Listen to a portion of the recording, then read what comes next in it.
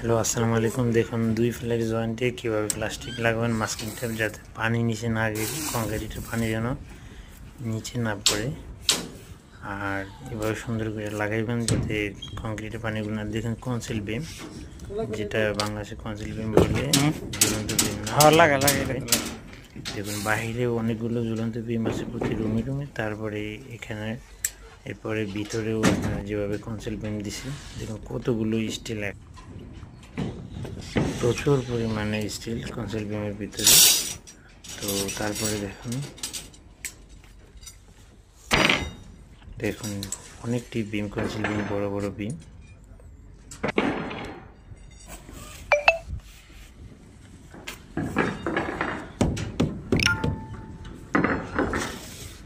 দেখুন কত স্টিল।